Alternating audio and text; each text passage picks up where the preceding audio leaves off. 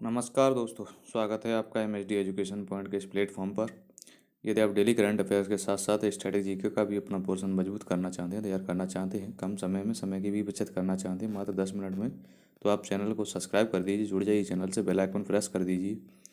क्योंकि मैं आपको बहुत ही कम समय में मात्र 10 मिनट में करंट अफेयर्स जो भी डेली क्रम में होता है वो तो आपको तैयार करवाता ही हूँ। उसके साथ साथ आपको स्टैटिक जीके का भी पोर्शन देता हूँ, प्लस आपको एक ट्रिक के साथ एंड में सरप्राइज के साथ एक ट्रिक भी पेश करता हूँ। तो आप रुके रहिएगा मेरे साथ वीडियो के अंत तक यदि आप सरप्राइज पाना चाहते हैं तो, क्योंकि मैं आपको वीडियो के एंड में एक बेहतरीन सरप्राइज दूंगा। वीडियो को लाइक कर दीजिए दोस्तों, तुरंत दोस्तों में शेयर कर दीजिए और कमेंट बॉक्स में कमेंट कर दीजिए जैसा भी आपको फीडबैक लगे। तो आप फीडबैक आप कमेंट बॉक्स में कमेंट करके बता सकते हैं। लेकिन दोस्तों वीडियो को शेयर ज़रूर कीजिएगा, लाइक कर दीजिए, क्योंकि आप वीडियो लाइक नहीं करते हो तो आप वीडियो लाइक भी कर दीजिए, शेयर कर दीजिए दोस्तों में। क्योंकि मैं आपको 10 मिनट में वो सारा डेली क्रम की घटनाएं प्रोवाइड करवा देता हूँ जो भी परीक्षा की दृष्टि से इम्पोर्टेंट हैं। दोस्तों मैं बकवास बिल्कुल भी नहीं पढ़ाता, जो भी परीक्षा की दृष्टि से इम्पोर्टेंट है सारी की सारी वही चीज़ें आपको प्रोवाइड कराता हूँ। तो दोस्तों आपका ज़्यादा समय न लेते हुए बढ़ते हैं आज के पहले पॉइंट की तरफ। दोस्तों पहला पॉइंट है, रस्किन बॉन्ड द्वारा लिखित a little book of India celebrating 75 years of independence नामक एक नई पुस्तक का विमोचन किया गया। यह पुस्तक भारत की भौतिक और आध्यात्मिक विशेषताओं का मिश्रण है। यह पेगुइन रैंडम हाउस PRHI द्वारा प्रकाशित हुई है। दोस्तों रस्किन बॉन्ड ने इस पुस्तक में ये लिखा है कि स्वतंत्रता के बाद 75 सालों में जो भारत का डेवलपमेंट हुआ है, विकास हुआ है, ग्रोथ हुआ है, वो किस तरीके से हुआ है और क्या क्या उसका घटनाक्रम है। दोस्तों ये पुस्तक का आप व्यू देख सकते हैं, ये पुस्तक है और ये है रस्किन बॉन्ड जिन्होंने इस पुस्तक को लिखा है। पुस्तक का नाम दोस्तों बहुत ही ज़्यादा इंपॉर्टेंट है, आप याद रख लीजिएगा, a little book of India celebrating 75 years of independence. A little book of India celebrating 75 years of independence, लेखक हैं रस्किन बॉन्ड। बढ़ते हैं आज के अगले पॉइंट की तरफ। दोस्तों तो आज का दूसरा पॉइंट है, टेरापे टेरापे ने NPCI international payment limited NIPL के साथ समझौता ज्ञापन पर हस्ताक्षर किए हैं। दोस्तों इसकी ये आप देख सकते हैं NPCI का लोगो है। ये प्रश्न पॉइंट इतना इम्पोर्टेंट नहीं है, लेकिन NPCI से रिगार्डिंग मुझे जानकारी देनी थी इसलिए मैंने ये पॉइंट डाला। समझौता ज्ञापन पेपर में नहीं आएगा, ये कन्फर्म है, लेकिन जो आने वाली चीज़ हैं वो ये है कि NPCI का मुख्यालय दोस्तों कहाँ पर है, तो मुंबई महाराष्ट्र में है। बहुत ही ज़्यादा इम्पोर्टेंट प्रश्न है ये, और स्थापना वर्ष भी इम्पोर्टेंट है, 2008 में इसकी स्थापना हुई थी और इसके MD और CEO इस समय दिलीप असबे जी हैं। तो याद रखिएगा कि स्थापना वर्ष 2008, मुख्यालय NPCI का मुंबई महाराष्ट्र और CEO दिलीप असबे। और दूसरा आज अगला पॉइंट है दोस्तों आज का, लोकसभा अध्यक्ष ओम बिरला ने 27 जनवरी 2022 को संसद के आधिकारिक मोबाइल एप्लीकेशन डिजिटल संसद ऐप को लॉन्च किया है। इस एप्लीकेशन को लॉन्च करने की वजह दोस्तों ये है कि बहुत ही बढ़िया है, मुझे तो बहुत अच्छा लगा इस एप्लीकेशन के बारे में जानकर। ये एप्लीकेशन से के माध्यम से आप सीधे जो भी लाइव घटनाक्रम है लोकसभा का वो आप देख सकते हैं। ये लोगो है इसका एप्लीकेशन का, ये जो ओम बिरला जी ने अभी लॉन्च किया है। इस एप्लीकेशन को यदि आप डाउनलोड करते हो, परीक्षा की दृष्टि से इम्पोर्टेंट तो है ही दोस्तों, ये बहुत ही अच्छी चीज़ भी है, आप सीधे के सीधे लाइव प्रसारण आप सुन सकते हो। तो अगले पॉइंट की तरफ बढ़ते हैं, भारत का सबसे बड़ा EV चार्जिंग स्टेशन गुड़गांव में खुला। इससे पहले दोस्तों सबसे बड़ा जो इलेक्ट्रॉनिक व्हीकल चार्जिंग स्टेशन था वो था मुंबई में, लेकिन अभी जो बना है गुड़गांव में वो सबसे बड़ा हो गया है देश का। ये दोस्तों दिल्ली से जयपुर जाने वाले राष्ट्रीय राजमार्ग पर स्थित हुआ है। अगला पॉइंट है दोस्तों आज का, WGC वैश्विक सोने की मांग 10% बढ़कर 4021 टन हुई।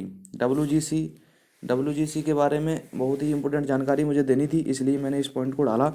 स्टैटिक का जो पोर्शन है ये आप देख सकते हैं, लोगो इसका ये है वर्ल्ड, इसका फुल फॉर्म जो होता है WGC का वो होता है वर्ल्ड गोल्ड काउंसिल, और इसके CEO दोस्तों इसमें वर्ल्ड गोल्ड काउंसिल के CEO हैं इस समय डेविड टेट। और इसकी स्थापना दोस्तों 1987 में हुई थी। वर्ल्ड गोल्ड काउंसिल की स्थापना याद रख लीजिएगा 1987। और मुख्यालय, मुख्यालय बहुत ही ज़्यादा इंपॉर्टेंट प्रश्न, लंदन यूनाइटेड किंगडम में है, लंदन यूके। और इस समय इसके अध्यक्ष हैं केल्विन दुस्रकी, केल्विन दुस्रकी इस समय अध्यक्ष हैं दोस्तों। स्थापना वर्ष तो आपको याद रख लेना है 1987 में, और मुख्यालय इसका लंदन में, और फुल फॉर्म इसका याद रख लीजिएगा वर्ल्ड गोल्ड काउंसिल। बढ़ते हैं दोस्तों आज के अगले पॉइंट की तरफ। आज का अगला पॉइंट है दोस्तों, भारत सरकार ने अनंत नागेश्वरन को मुख्य आर्थिक सलाहकार नियुक्त किया है। नाम याद रख लीजिएगा, अनंत नागेश्वरन इस समय भारत के मुख्य आर्थिक सलाहकार हैं, और इनको अभी बनाया गया है के वी सुब्रमण्यम जी की जगह पर, के वी सुब्रमण्यम। इससे पहले ये पद खाली था, लगभग दिसंबर में ये इन्होंने ये पद छोड़ दिया था, उसके बाद खाली था, तब से ये बन गए हैं। अगला पॉइंट है दोस्तों आज का, दुनिया के सबसे बड़े कैनाल लॉक का उद्घाटन नीदरलैंड के एम्स्टर्डम बंदरगाह के एक छोटे से बंदरगाह शहर इज़्मुइडेन में किया गया है दोस्तों। ये इसका व्यू मैं आपको दिखाने की कोशिश करता हूँ किस तरीके का दिखता है ये व्यू है इसका, आप देख सकते हैं। ये नीदरलैंड में एम्स्टर्डम में बना है कैनाल लॉक। और नीदरलैंड्स के रिगार्डिंग कुछ महत्वपूर्ण जानकारी है परीक्षा की दृष्टि से, जैसे कि राजधानी इसकी एम्स्टर्डम, मुद्रा दोस्तों बहुत ही महत्वपूर्ण प्रश्न, मुद्रा है इसकी यूरो। और नीदरलैंड के प्रधानमंत्री इस समय मार्क रूटे, मार्क रूटे इस समय प्रधानमंत्री हैं नीदरलैंड के। मुद्रा दोस्तों यूरो है, और राजधानी एम्स्टर्डम याद रख लीजिएगा। और ये याद रख लीजिएगा कि कैनाल लॉक सबसे बड़ा दुनिया का किस देश में है, तो नीदरलैंड, नीदरलैंड में एम्स्टर्डम में। अगला प्रश्न दोस्तों आज का, भारत के पूर्व वित्त सचिव सुभाष चंद्र गर्ग ने 10 ट्रिलियन ड्रीम नामक पहली पुस्तक की घोषणा की है। पुस्तक अभी ये लॉन्च नहीं हुई है, फरवरी में, लगभग 2022 फरवरी में प्रकाशित हो जाएगी, अभी इसकी घोषणा की है। इसमें बताया गया है कि भारत की अर्थव्यवस्था को 10 ट्रिलियन तक किस तरीके से पहुंचाया जाए। बहुत ही अच्छे सुझाव दिए हैं इन्होंने।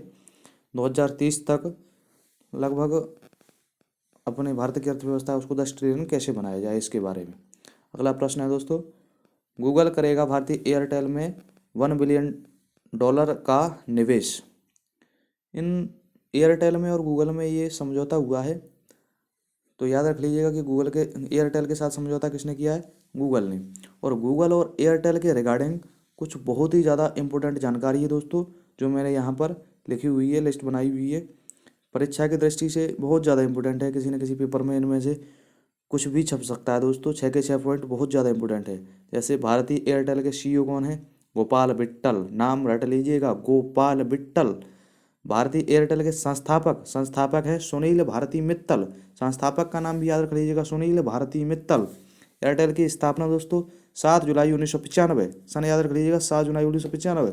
गूगल के सीईओ, हर व्यक्ति के जबान पर होना चाहिए ये नाम, हर स्टूडेंट को पता होना चाहिए, सुंदर पिचई। गूगल की स्थापना 1998, 4 सितंबर 1998, कैलिफोर्निया, संयुक्त राज्य अमेरिका। गूगल के संस्थापक दोनों, गूगल के संस्थापक का नाम है लैरी पेज और संगरी ब्रेन, ये दोनों व्यक्ति नाम याद रख लीजिएगा, लैरी पेज। संस्थापक आप ऐसे याद रख लीजिए, गूगल पर आप जाकर पेज खोलते हो तो पेज ये लैरी पेज की वजह से उसको पेज बोला जाता है। और अगली कहानी है आज की, अगले पॉइंट की तरफ, डेटा गोपनीयता दिवस, जैसा कि आपने फ्रंट पर देखा था 23 जनवरी, और शहीद दिवस भी याद रख लीजिएगा आप 30 जनवरी। 28 जनवरी था दोस्तों डेटा गोपनीयता दिवस, और 30 जनवरी को था शहीद दिवस। ये दोस्तों कल का प्रश्न, कल मैंने आपको प्रश्न दिया था, भ्रष्टाचार धारण सूचकांक CPI 2021 में भारत की रैंक क्या है।